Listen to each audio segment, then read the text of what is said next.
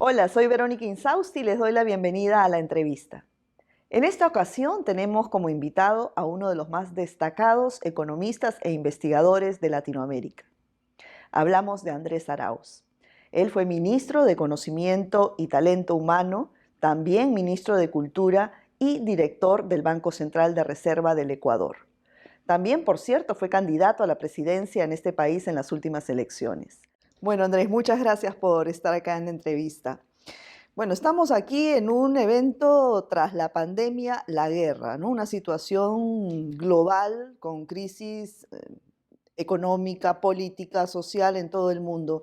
¿Cómo está afectando eso a nuestra región? Bueno, nuestra región tiene un montón de alertas encima. La más grave de todas, la crisis de la deuda que se viene pronto, ¿no? Afortunadamente tenemos algo de capacidad alimentaria, entonces por ahí, a pesar de los precios que aumentan, hay garantía de suficiencia de alimentos.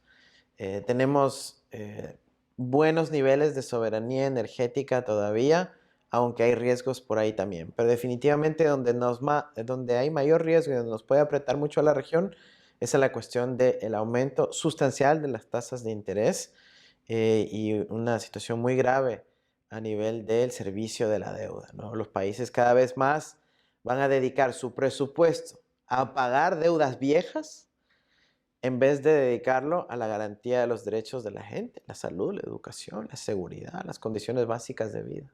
Pero se ha planteado una nueva arquitectura financiera. ¿En qué consistiría esto? Mira, nosotros creemos que tenemos que tener acción colectiva, acción conjunta. En una crisis no puede funcionar el modelo del sálvese quien pueda.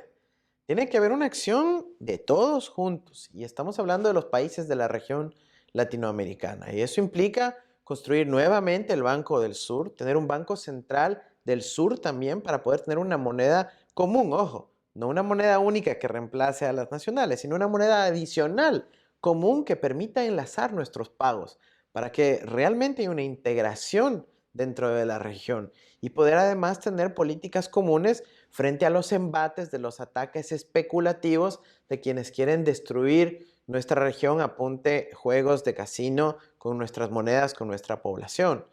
También necesitamos defender a la Argentina. Ahorita es un momento en donde tenemos que agruparnos para defender a la Argentina. Hay unos ataques voraces en contra de la Argentina. ¿Por qué dicen que la Argentina es un caso emblemático y que hay que defenderla? Mira, Argentina tiene un endeudamiento enorme con el Fondo Monetario que se hizo durante el gobierno de Macri y ahorita Argentina tiene que pagar eso y para poder pagar necesita pedir un nuevo préstamo cada vez al fondo, cada 3 meses y eso significa que los poderes hegemónicos le tienen sometida a la Argentina y a todo un pueblo. Entonces hay que buscar mecanismos de flexibilidad en el tema de las sobretasas para que se disminuya la carga del servicio de la deuda argentina, en el tema de una nueva emisión de derechos especiales de giro, mucho más grande, ojalá, para que parte de ese dinero pueda servir para saldar la deuda que tiene la Argentina con el FMI y al resto de países para que pueda servir como un colchón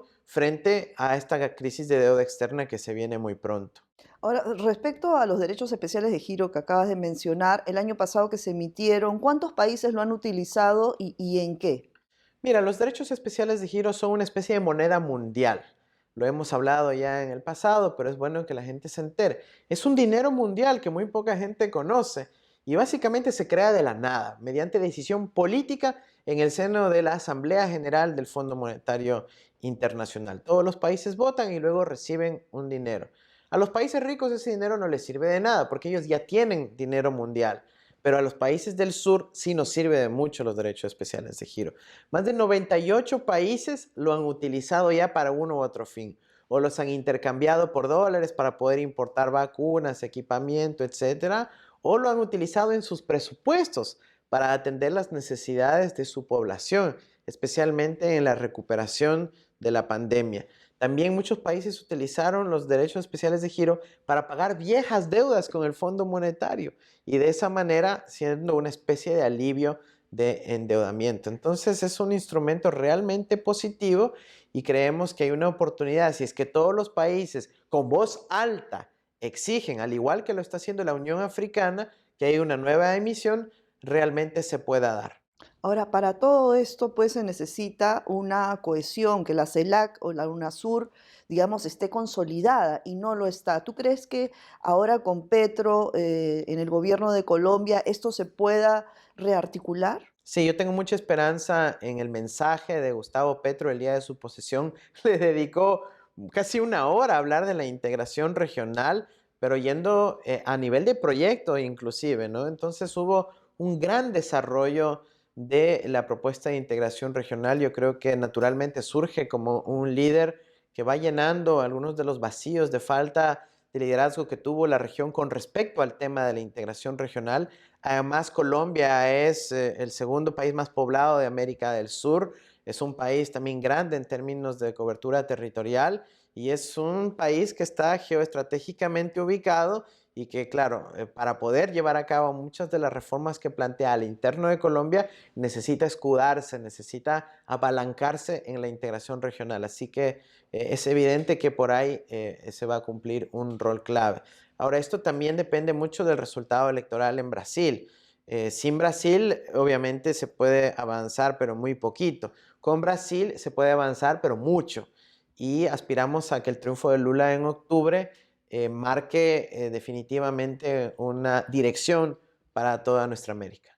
Ahora, hablaban otros colegas tuyos en el panel respecto a la importancia de no solamente ver el tema económico, sino el tema medioambiental, ¿no? Porque no sirve de nada cuando los efectos del cambio climático están golpeando a nivel global en todo aspecto. Entonces, a ti también te escuché en alguna oportunidad sobre cambiar las producciones, no solamente centrarse, como lo hace casi todos los países de la región, en el extractivismo, sino, digamos, ampliar el aspecto de producción. ¿Cuáles serían tus propuestas al respecto? Mira, la región necesita pasar de una economía basada en recursos finitos, como el gas, el petróleo, la minería, a una economía basada en recursos infinitos, la creatividad humana, la inteligencia humana, la diversidad humana.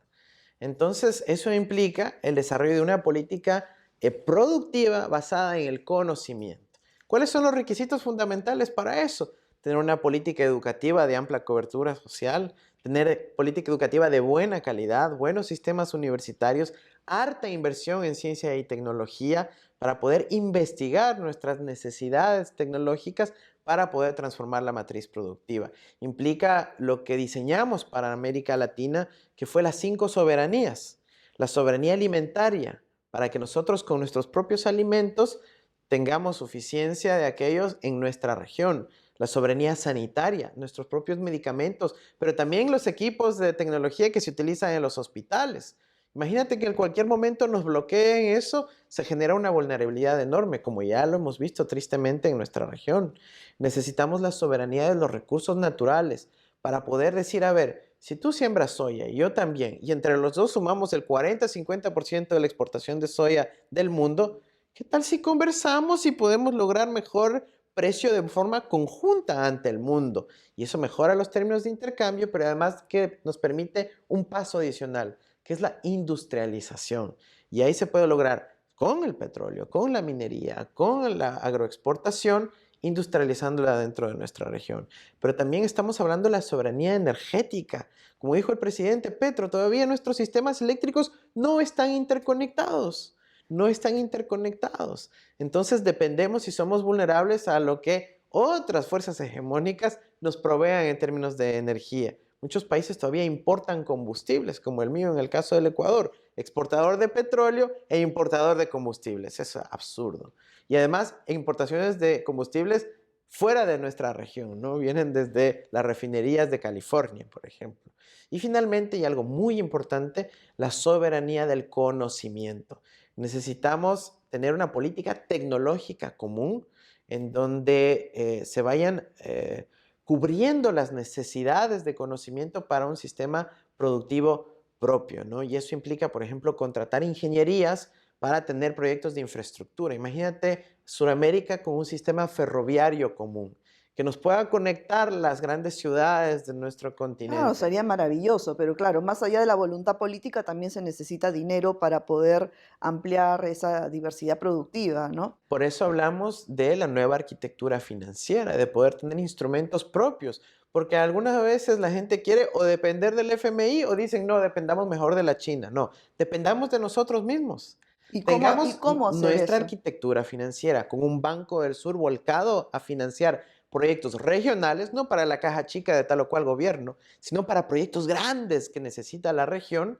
Y segundo, un Banco Central Suramericano que permita que los pagos entre nosotros, los que son de Perú a Colombia, los que son de Brasil a Uruguay, los que son de Uruguay a Venezuela, se puedan hacer con la moneda común, la moneda regional y inclusive mediante telefonía celular, como ahora se viene haciendo con las tecnologías de información disponibles. Entonces necesitamos modernizar nuestros sistemas de pagos y utilizar esta unidad de cuenta común para la región suramericana. Lula lo ha dicho, está un equipo conformado trabajando en eso y hay que impulsarlo con toda la fuerza.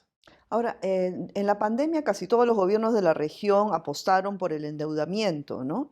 ¿Y por qué no por una reforma tributaria? Mira, lo urgente en esas situaciones de crisis es obtener dinero de donde sea. Y el mecanismo más ágil, más rápido, es simplemente emitir papeles y obtener financiamiento, sea de los bancos centrales, de los sistemas de seguridad social, de la banca privada o de los mercados de capitales internacionales. Eso ocurrió aquí y en todo el mundo. En eso no nos diferenciamos.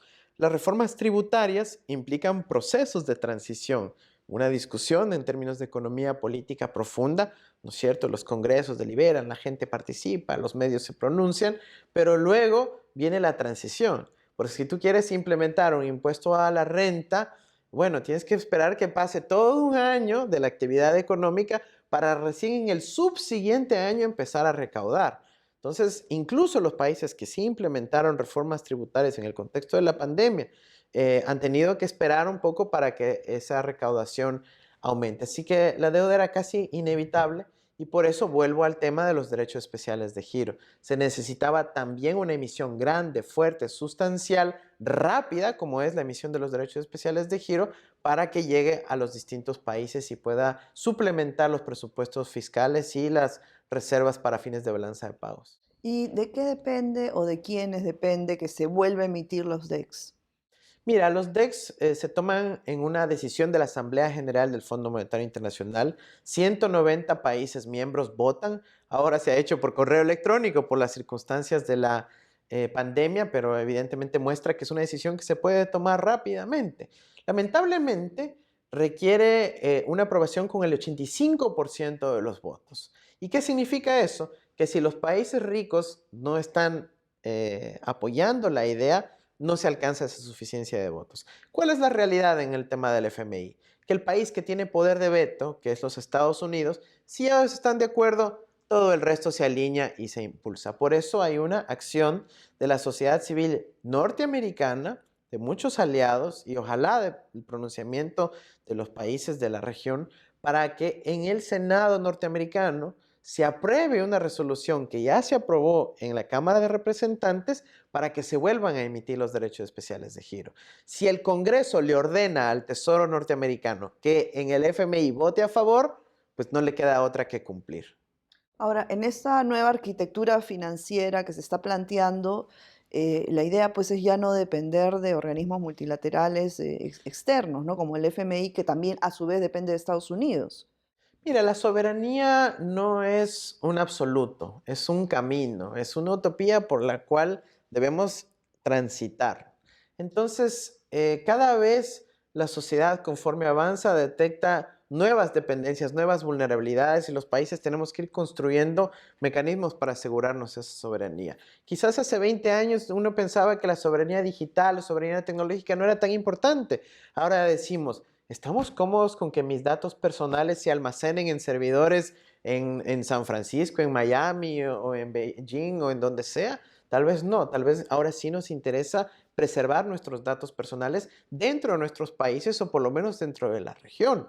Y así con una infinidad de iniciativas tecnológicas, productivas, de carácter sanitario, conforme avanza el desarrollo tecnológico. Así que no vamos a lograr una soberanía absoluta jamás, ni en el corto plazo, pero sí necesitamos avanzar en el trayecto. Necesitamos constituir mecanismos propios, reducir nuestra dependencia y generar más opciones de vida para la gente. Yo quisiera mostrarte que esto no es para nada retórico, sino concreto. Yo vengo en Colombia de hablar profundamente con varios ministros de distintos países, por cierto, para poder armar una política de intercambio estudiantil, en donde la meta sería 1 millón de estudiantes suramericanos que puedan hacer intercambio estudiantil de medio año o de un año entero en otro país de la región, viviendo además con una familia de esa región. Ni siquiera implica mayor gasto público, porque el cupo de un estudiante en una universidad o en una escuela pública de un país lo ocupa el otro y se compensa. Lo único que requeriría es financiamiento para los pasajes y quizás un pequeño estipendio. Pero eso, imagínate el nivel de integración profunda que lograría en nuestra región, en donde cada año 1 millón de estudiantes estén circulando por los distintos Claro, países. no, sobre esas propuestas, pues ahí se requiere mucho más creatividad que recursos económicos, ¿no? Y así pueden haber mil ejemplos. Y además ni siquiera requiere mayor voluntad política porque es algo tan obvio, tan fácil, que ¿quién se va a oponer al intercambio estudiantil? Entonces yo creo que tenemos que pensar mucho más en iniciativas de integración de los pueblos, no solo la integración de los políticos, de los gobernantes, de los estados, de las cumbres, sino la integración a nivel popular. La educación es un gran pilar, la ciencia y la tecnología, exigir que las universidades cooperen dentro de la región para poder recibir financiamiento suramericano o latinoamericano. Tenemos que avanzar mucho en la integración cultural, promoviendo los intercambios culturales entre nosotros también, pero otras cosas muy concretas alrededor de la creación del trabajo y el empleo. Mira, América Latina importa todavía la gran mayoría de sus medicamentos de fuera de nuestra región. Importa el equipamiento médico y además, ¿sabes qué? Todos los países importan lo mismo. Entonces, ¿por qué no hacemos una agregación de la compra viendo la demanda de todos nuestros sistemas públicos de salud y opcional para los privados que se quieran sumar? No solo que logramos economías de escala, es decir, ahorros por cantidad, y nos permiten negociar obviamente, sino que además podemos exigir algo más, que es, mira, te voy a comprar millones y millones de medicinas. ¿Qué tal si te pones la fábrica aquí? ¿Y qué tal si una parte del proceso productivo lo haces en este país y otro en este otro país? Y regionalizamos las cadenas de valor. Y esto se puede hacer en términos de las medicinas, del equipamiento médico, de cosas tan sencillas como el equipamiento de oficina, las computadoras, las impresoras, los toners de las impresoras. Ahora, esto que tú comentas se viene discutiendo y proponiendo desde hace ya varios años en el marco de UNASUR, en esta última cumbre de la CELAC también, pero queda en papel. ¿Y por qué no se avanza? Hay cosas que sí han avanzado, hay cosas que se avanzó y luego retrocedieron. Por ejemplo, el ISACS, el Instituto Sudamericano de Gobernanza en Salud, planteó ya la compra regional. Se sumaron algunos países al mecanismo que estaba vigente en ese entonces, que era el de compra de medicinas de Mercosur. Hay otros países en Centroamérica que lo han replicado y lo hacen bien, en el Caribe también. Entonces, hay cosas que están funcionando, que necesitan potenciarse aún más y que sería muy provechoso avanzar. Se avanzó con esquemas como el Sistema Unitario de Compensación Regional. Se logró montar un cambio a la Corporación Andina de Fomento, que ahora es el Banco de Desarrollo de América Latina, y abrir nuevas líneas de crédito. Ha habido el sistema de pagos en monedas locales entre los países de Mercosur, Brasil, Paraguay, Argentina, Uruguay. Tenemos algunos avances en materia de el intercambio estudiantil también, pero mucho más acotado, sobre todo en el caso del convenio Andrés Bello, en donde están algunos de los países andinos. Es decir, hay cositas, hay cosas que se han avanzado, pero ahorita lo que necesitamos es escala, ¿no? Es magnitud para poder tener un impacto en la conciencia colectiva de la ciudadanía suramericana. No, y es velocidad también, ¿no? Porque como va el mundo y con esta crisis que no la aguanta nadie, es urgente que se consolide la CELAC, UNASUR, para este tipo de propuestas que tú mencionas, ¿no? Sí, necesitamos llenar el vacío de liderazgo regional, Verónica. O sea, lamentablemente pasamos por una fase de nuestra historia latinoamericana en donde habían líderes comprometidos con la integración que le daban esa velocidad y esa fuerza, y ahora estamos a puertas de que ese vacío se vaya llenando, ¿no? Entonces, aspiramos que realmente los liderazgos que están surgiendo ahora en nuestra región se comprometan a aquello profundamente, que no permitan que las burocracias de las cancillerías, de las entidades gubernamentales, sean las que manejen los ritmos, sino que haya un liderazgo presidencial. Todos los procesos de integración acelerada requieren al principio que los líderes asuman la responsabilidad. Ya cuando estén consolidadas está bien, las instituciones se encargarán, pero en estos procesos de transformación rápida como la que requiere nuestra región, lamentablemente tenemos que depender de fuerte voluntad política y de lo que llaman en inglés los champions, ¿no? El campeón, el que motiva al resto a que esto se pueda dar pronto. Ujú. Ahora, mencionabas también la parte digital, ¿no? Respecto a la economía digital, pues casi ningún país de nuestra región logra gravar con impuestos a las empresas transnacionales que operan en todos nuestros países, pero que finalmente no pagan impuestos en ninguno. Entonces, ¿qué hacer en ese aspecto? Mira, es un tema evidentemente preocupante porque las economías cada vez más dependemos de estos bienes públicos globales, como el servicio de mensajería, ¿no? Provisto por una transnacional estadounidense. Me refiero a WhatsApp específicamente, que pertenece a quizás una de las empresas más ricas del mundo ahora, más grandes.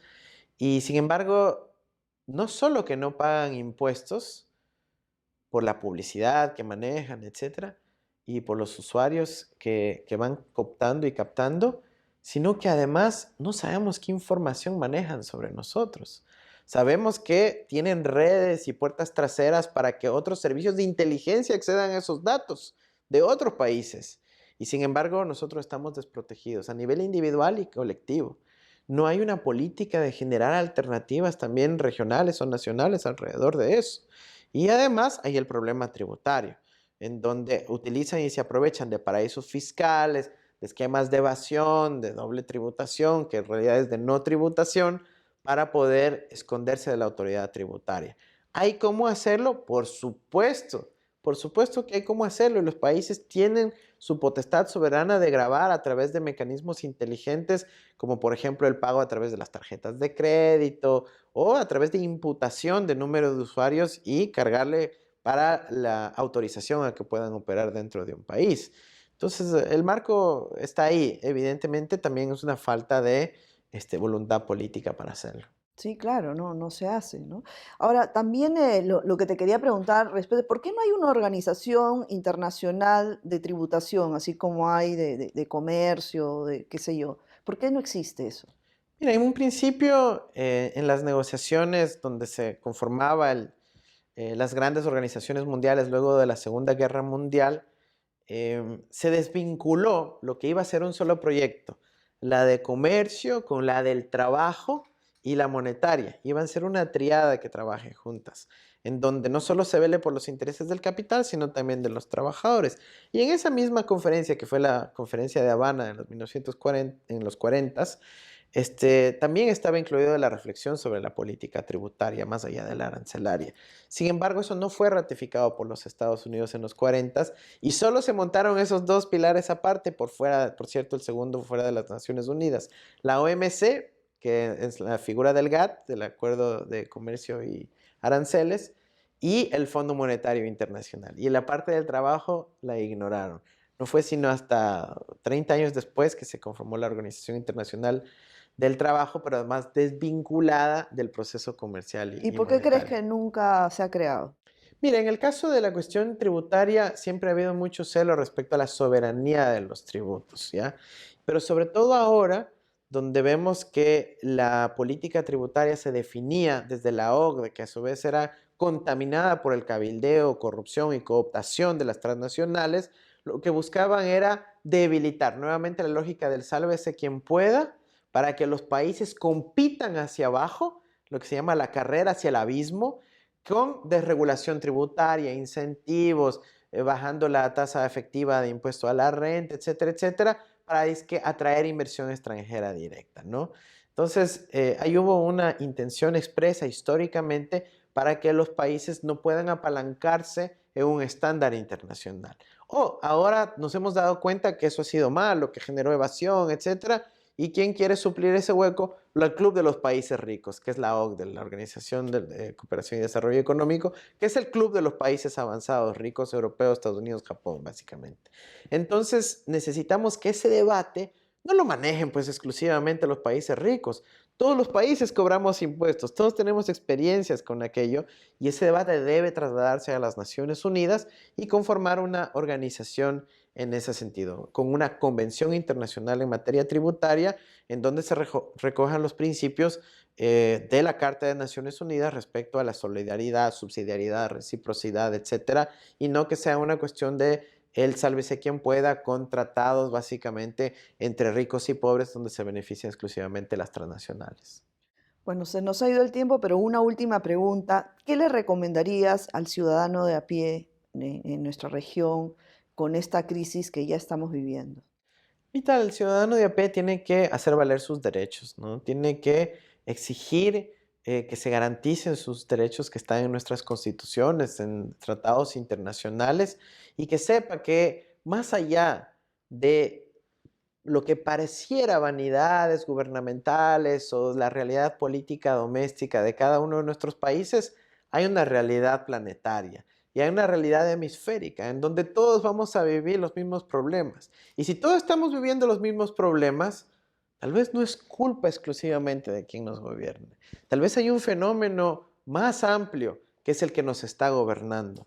Y ahí el imperativo es abogar, exigir que se dé la integración regional, que nos agrupemos con los que somos parecidos en nuestra región para poder salir adelante en un contexto tan duro como se viene la crisis de deuda externa. Si no logramos entender cuál es el fenómeno más grande que está sobre nuestras cabezas y el futuro de nuestra especie, de nuestros descendientes, realmente vamos a seguir vulnerados porque no entendemos por dónde nos están golpeando. Es decir, la integración regional es nuestra salvación. La integración regional es un pilar para que podamos sobrevivir, sobrellevar y potenciar un sueño imposible, ¿no es cierto? Necesitamos que se convierta en una ilusión movilizadora para los ciudadanos, que empecemos a pensar de que realmente otro mundo es posible y que solo lo podemos hacer si estamos integrados. Ojalá que se puedan poner en marcha este tipo de proyectos que lleguen a la esencia misma de las personas. Imagínate cuando uno vive en otro país, estudia en otro país, tiene amigos de otro país, se desmoronan todos los prejuicios y empiezas a construir un tejido social, cultural, educativo y productivo que va a ser el que sea el motor de la integración regional en los hechos en el tiempo venidero. Ojalá. Bueno, muchísimas gracias, Andrés, por esta entrevista.